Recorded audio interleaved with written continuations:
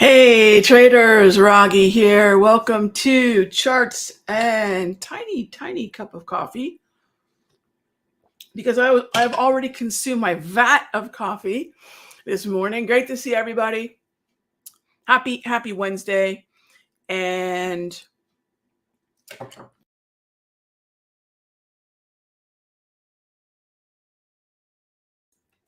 I just kicked myself out of my own broadcast. There we go.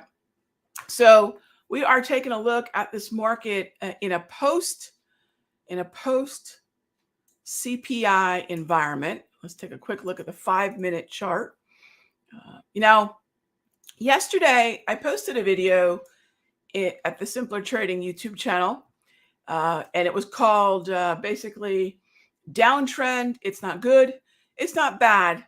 It's bearish, right? So I think good and bad are such a funny word to be using when it comes to the market, when it comes to indices, anything, right?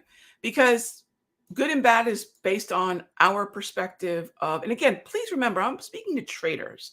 I'm not speaking to investors. There's an investor in me too, who's looking at, slight pullbacks in the high water mark of my investments, right? But that's a longer time horizon, months, if not years. So hiccups here and there, that's part of it. That's part of being a longer term time horizon, position trader, investor, what have you. But as traders, right, we really shouldn't be thinking in good and bad terms, because as long as the market has picked a direction and is moving in that direction, we're fine. While downtrends are not as forgiving and frankly as straightforward to trade as uptrends are far easier. They are better than chop. And in the video yesterday, the Simpler Trading YouTube channel, I said, look, we're in a downtrend. And in a downtrend, we don't buy, we don't pick bottoms, right? And how do we know it's a downtrend? How would I define the downtrending structure? The trade flags: bearish momentum, bearish trend. It's the structure of the 8, 13, 21 for momentum, add the 34. Now I've got to read on the trend. And so that's where we are. I'm not saying that CPI could not have triggered a move to the upside. Of course it could have. It's a major macroeconomic pillar. This is not your garden variety hot zone, right? CPI, PCE, these are right at the heart of what the Federal Reserve is trying to rein in. And when we are running hot, what's going to happen?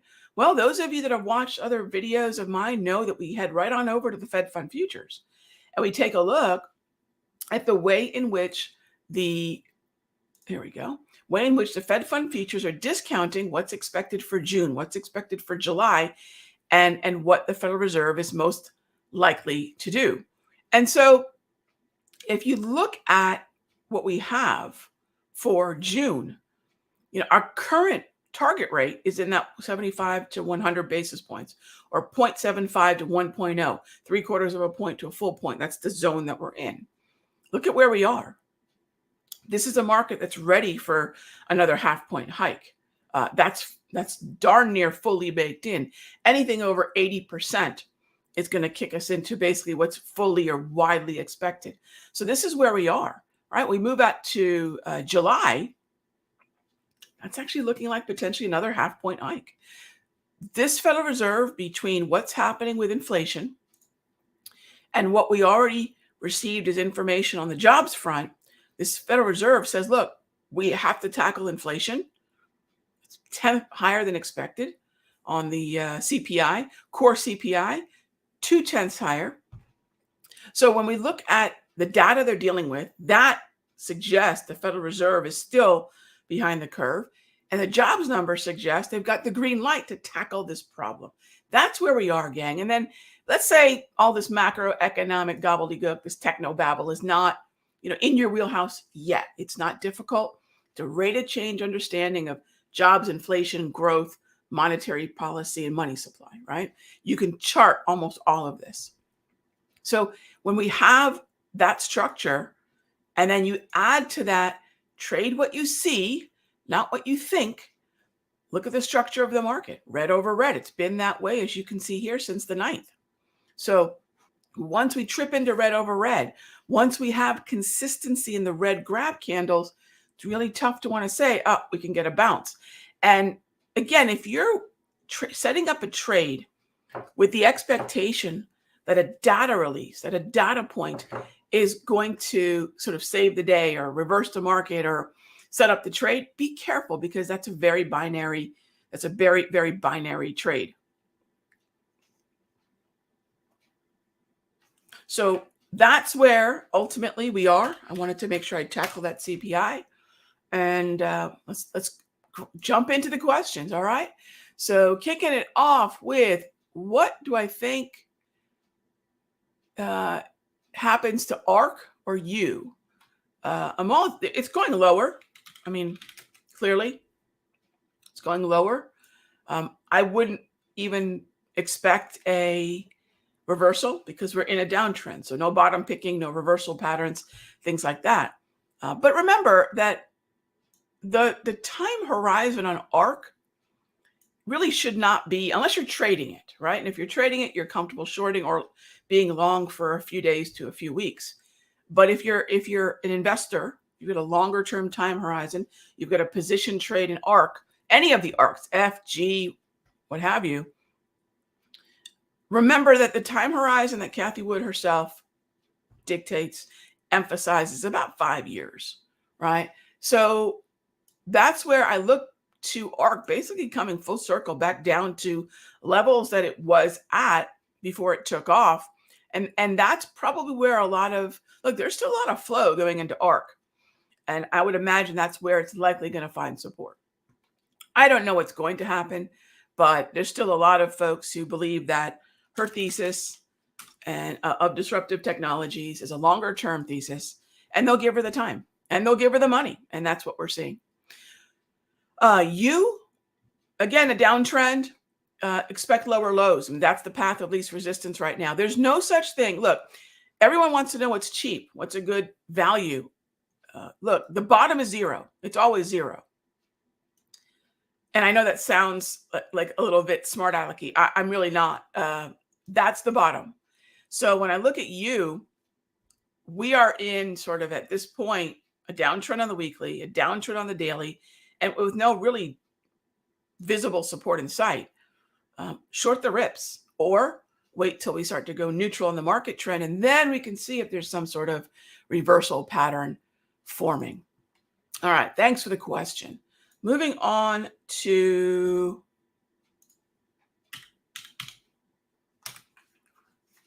gold. All right. Keith asks, what's my take on gold? My take on gold, Keith, quite simply, is I do not have a setup or an edge. Anything that I might have said was high probability for look, I'm a baseball batter. We're all baseball batters. The market is the pitcher. We're standing at the plate with the bat in hand. I actually have a bat on my bookcase. You can barely see it, but it's there to remind me what my place on the field is. So given that, this is not a pitch that is really ideally suited for the way that I like to trade. The only thing that I can say is it's oversold. It's still in a neutral underlying market environment. The structure is neutral, it's chop. And there may be a minor low forming that if we were tomorrow to take out, say, 1855, we could have a setup. And that's what I would focus in that environment, in that regard. I would focus on, is there an oversold support level? And are we in a support zone? Let me show you a couple other things we can do. Darvis. All right. By the way, if you have not downloaded the Darvis, this is the, here we go, 3.0 that I'm running with the signals, but the 2.0 sans the signals are available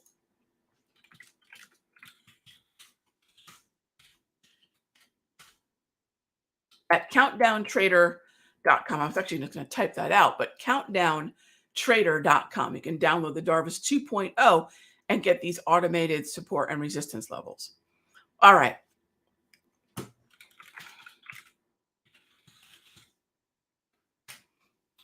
So that's my take on gold. Be really, really patient with that zone that's set up. Let the market confirm that we're oversold, and then we can get back above resistance. And by the way, there's a lot of chop out there that's happening above the 200. So keep that in mind. There's a lot of chop happening north of that level that I like to call the equator. And when we have levels like that, kind of going back to Amal's question of ARC and U, those are way south of that 200. That's the bearish hemisphere. This is just tripped into the bearish hemisphere. If we're going to focus on long positions, and you mentioned calls, so I'm going to, bullish bias. If we're going to look at long positions, ideally we're still looking at things that are above the 200. GDX tumbled through the 200, right? So keep that in mind. I'm not saying that we can't bounce, but once we've gone through the 200, the broader psychology shifts from we have a bullish sort of optimism to we have a bearish outlook, right? And that optimism definitely fades and darn near disappears the further away from the 200 we get, meaning when the 200 is overhead. Broader opinion shifts in a big way. All right, next question. Does Darvis work on stock symbols too? Yeah, I mean, I use them on everything, Amit. We've taken a look at stock symbols. We've taken a look at an ETF. Of course, they do. Because what they do is they're a chart pattern that uses a candle pattern. They're very cool. Unlike most support and resistance, I won't say most, unlike many support and resistance levels that are actually projections. Trend lines are projections, right? We assume that going forward, this trend line is going to act as a reaction level. Darvis goes back and says, hey, this is a level that was reacted to. This is a level that there was opinion shift, right? There was a shift at it. So it's unique in that many support and resistance levels, especially when they involve trend lines or patterns that involve trend lines, they're projections. This is not a projection. So if there's liquidity, I think a Darvis is great. And for those of you that don't know what Darvis is, what is a Darvis? Darvis is named after Nicholas Darvis. Nicholas Darvis was a trader in the late 50s, early 60s. He wrote a book also, wrote many books, but probably the most popular one is How I Made $2 million in the Stock Market. Mind you, this was in the 60s. And he was a dancer by trade. He danced, throughout his trading career, or his trading career overlapped with his dancing career. He was a Broadway. He danced and did whatever on Broadway, I believe. And so he got paid one time from a dancing gig in Canadian Railway stock, if I recall. And he's thinking to himself, what the heck do I do with this? But he shoves it in a drawer and forgets about it. Sometime later, it dawns on him to look at the value of this stock. And it had gone up. And the light bulb went on. Wait a minute, I own this stock. The value went up. There's something to this. And over the course of his career, he created a lot of interesting tactics. Darvis box is the most well-known. Now, Darvis boxes are really just 52-week breakouts with a very specific pattern. So that's not my cup of tea. And if you test that out, it actually does not test well in modern markets. However, the process for finding support and resistance and the Darvis box pattern itself is sound. It works. It just had to be modernized. So the reason I call it Darvis 2.0 rather than calling it something completely else is I like to pay homage to people who gave me the idea, inspired the idea, created the process, even though it is markedly different than the original. And so that's what we call it Darvis 2.0. It's an evolution of that. And Darvis 3.0 is an evolution of Darvis 2.0. And so, yes, if there's liquidity, if there's price, it's going to work. It's going to work. So that's what Darvis is. Darvis.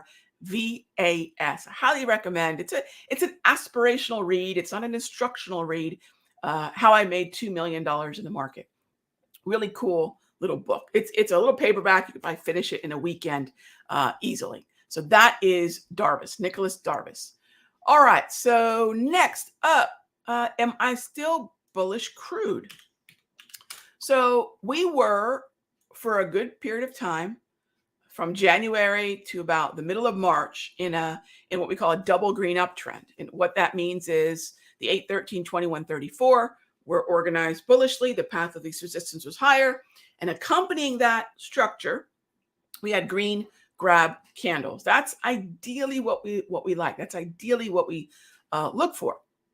And so when we start traveling higher like that, buy the dip makes sense. Buy the dip gets maligned a lot because people don't realize that a precursor to buying the dip is an uptrend. You don't buy any old low. You don't buy any old pullback.